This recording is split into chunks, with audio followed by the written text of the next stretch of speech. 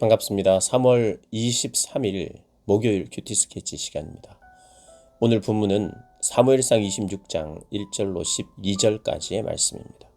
오늘 본문은 이렇게 시작합니다. 10사람이 기브아에 와서 사울에게 말하여 이르되 다윗이 광야 앞 하길라산에 숨지 아니하였나이까 하매 사울이 일어나 10광야에서 다윗을 찾으려고 이스라엘에서 택한 사람 3,000명과 함께 10광야로 내려가서 사울이 또 다윗을 잡으려고 찾아 나섭니다. 소식을 듣자. 어떤 소식을 들었냐 하면 10광야에 지금 다윗이 있습니다 라는 소식을 듣고는 또 3,000명을 데리고 다윗을 잡으러 옵니다. 하길라산에 숨었다는 이야기를 듣고 10광야로 와서 이제 다윗을 찾으러 갑니다. 그런데 소식통이 이미 있어요. 그러니까 그만큼 이 사울 왕과 함께하는 군사나 헤드급들, 지도자들이 이미 다윗의 편에 들어오고 있는 사람이 있었다는 거죠. 물론 뭔가를 이런 그 스파이를 심어놨을 수도 있지만 이미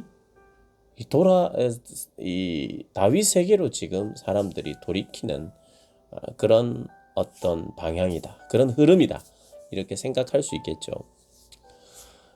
그래서 다윗도 사울을 찾아옵니다. 사울 근처에서 이들이 어떻게 지금 몇 명이나 왔는지, 또 어떻게 이를 대해야 될지를 이제 보기 위해서 정탐꾼을 보내보니까 사울이 온 것을 확인했어요.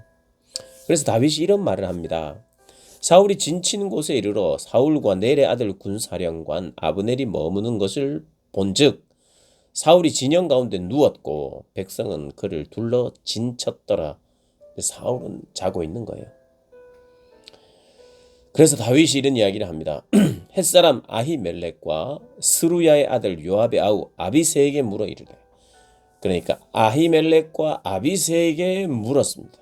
누가 나와 더불어 진영에 내려가서 사울에게 이르겠느냐, 이렇게 이제 물어봅니다. 그러자 아비새가 나서죠. 제가 가겠습니다. 7절 다윗과 아비새가 밤에 그 백성에게 나아가 본즉 사울이 진영 가운데 누워 자고 창은 머리 곁 땅에 꽂혀 있고 아브넬과 백성들은 그를 둘러 누웠는지라. 다 자고 있는 거예요. 근데 이제 결국에는 왜 이런 왕을 데리고 왔는데, 왕을 모시고 왔는데, 다윗을 잡으러 왔는데 이들 왜 잠을 다 자고 있는가? 경비도 다 잤는 거죠. 하나님이 깊은 잠을 주셨기 때문이라고 성경이 이야기를 합니다. 그래서 어쨌든 자는 것을 확인했어요. 그리고는 이게 지금 칠 기회다 싶어서 아비새가 다윗에게 이렇게 이야기합니다. 8절에 하나님이 오늘 당신의 원수를 당신의 손에 넘겼습니다. 그러니 제가 창으로 2번 찔 것까지가 뭐가 있겠습니까? 한 번에 찔러 죽이겠습니다. 이런 이야기를 하니까 다윗이 아비새에게 안 된다, 죽이면 안 된다, 누구든지 손을 들어 여호와의 기름 부음 받은 자를 치면 죄가 없겠느냐. 여호와께서 기름 부었기 때문에 그 자를 내가 정말 죽이고 싶고 그 사람이 나를 계속해서 피해를 입히게 하는데도 불구하고 여호와의 이름과 관련되어 있다 보니 다윗은 끝까지 자기의 손에 피를 묻히지 않아요. 끝까지 그럽니다. 어떻게 보면 이것이 하나님의 테스트 같아요. 하나님의 방법을 끝까지 붙잡을 수 있느냐.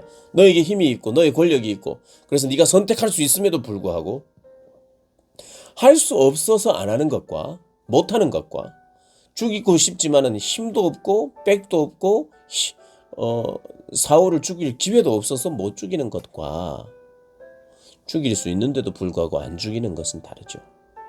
죽일 수 있는데 안 죽이고 있는 거예요. 힘을 쓸 수 있는데 안 쓰고 있는 거죠. 왜요? 하나님 때문입니다. 하나님 때문에. 그러니까 지금 하나님이 왕으로 만들어가고 계시는데 힘이 있든 없든 이제 무한 권력이 그에게 주어질 텐데 힘이 있을 때든 없을 때든 하나님 한 분을 바라보면서 하나님의 결정에 따를 수 있는 왕이 되도록 사울은 그렇게 못했거든요. 사울은 왕으로 된 지 처음에는 겸손했는데 금방 한 1년 만에 자기가 모든 것을 쥐었다고 생각하면서 자기 마음대로 했거든요. 근데 다윗은 하나님께서 훈련시키는 거예요. 너에게 힘이 있는데 어떻게 할 거냐? 저는 하나님을 따르겠습니다. 다윗은 그거예요. 그러면 그것이 주변의 사람들이 때로는 정말 답답합니다. 근시안적으로는 굉장히 답답해서 뭐 되겠나 하는 생각이 드는데 하나님의 방법을 따르는 이 다윗의 모습을 주변의 사람들이 한 400명, 600명의 사람들이 계속 지켜보면서 답답한데 하면서 따라가는데 정말 답답하고 답답했는데 아니구나.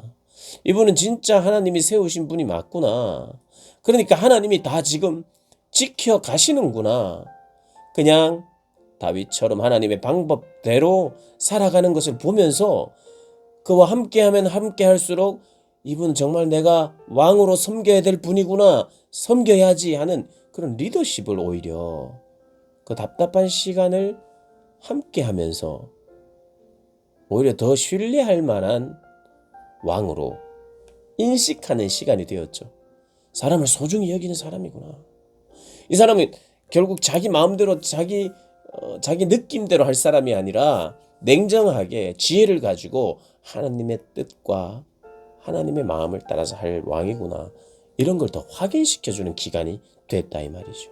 그러니 본인에게도 하나님께 훈련받고 내가 칼자루를 쥐고 있음에도 불구하고 칼을 휘두르지 않겠다라고 하는 결단, 그 이유는 진짜 왕은 하나님이시기 때문에 그런 훈련이 되면서 동시에 그런 모습을 주변의 사람들이 함께하는 사람들이 처음에는 답답하게 보았지만 이분이 진짜 왕감이구나 이런 것을 확인하는 시간.